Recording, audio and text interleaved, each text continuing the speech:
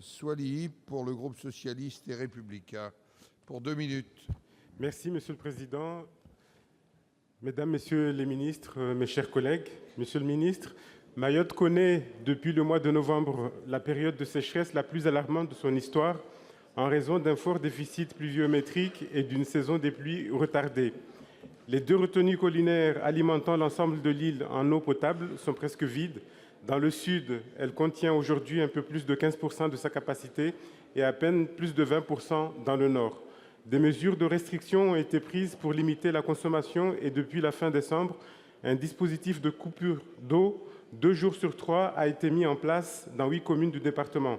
La rentrée scolaire a même été reportée du 9 au 12 janvier dans la grande majorité des établissements scolaires des communes concernées par ces coupures, le temps de préparer des approvisionnements.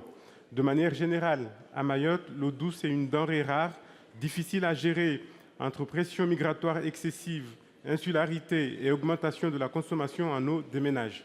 Aussi, je souhaiterais savoir quelles mesures d'urgence le gouvernement entend prendre, en concertation avec le syndicat des eaux et les collectivités de Mayotte, pour remédier à cette pénurie dramatique dont il est inutile de préciser les conséquences en matière de risques sanitaires. Par ailleurs, et pour prévenir ce type de situation, ne pourrait-on pas envisager de mettre en œuvre une grande politique de sensibilisation à la protection de l'environnement et à l'attention de la population mahoraise? Il est également impératif qu'une 3e retenue collinaire en projet depuis plus d'une décennie soit effectivement construite pour tenir compte des réels besoins en eau des Mahorais. Merci. Pour vous répondre, la parole est à André Vallini.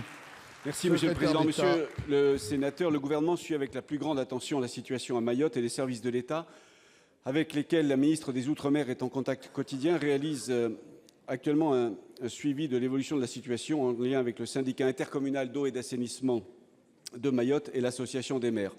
34 rampes d'eau garantissant l'accès à l'eau potable ont été installées et plusieurs mesures prises par l'État depuis fin novembre ont permis de prolonger l'accès aux ressources existantes jusqu'à la fin du mois de mars. Une mission d'experts du ministère de l'Intérieur a conclu à la nécessité d'un apport extérieur en eau et l'hypothèse de l'envoi d'un tanker pour alimenter l'île est actuellement à l'étude. Si nous envoyons un tanker pour alimenter Mayotte en eau, il faudra prendre des mesures complémentaires et notamment installer des pompes qui permettront d'injecter cette eau dans le réseau de Mayotte et il faudra aussi raccorder le réseau du nord de l'île avec le réseau du sud de l'île. Le ministère des Outre-mer est aussi particulièrement attentif à la situation des écoles, des collèges, des lycées et nous travaillons à garantir l'accès à l'eau des élèves et des enseignants. Enfin, au-delà de l'urgence, il faut voir qu'à moyen et long terme, on ne peut pas se satisfaire de la situation actuelle. Un travail de pédagogie va donc être mené pour diffuser une véritable culture de l'économie d'eau à Mayotte. Enfin, s'agissant, vous en avez parlé, de la 3e retenue collinaire, il s'agit d'une priorité, vous le savez, du contrat de projet et d'autres investissements seront vraisemblablement à prévoir. En tout cas, monsieur le sénateur, vous pouvez compter sur la détermination du gouvernement et de la ministre des Outre-mer en particulier pour suivre la situation au plus près afin d'assurer l'alimentation en eau de tous les Mahorais et de toutes les Mahoraises.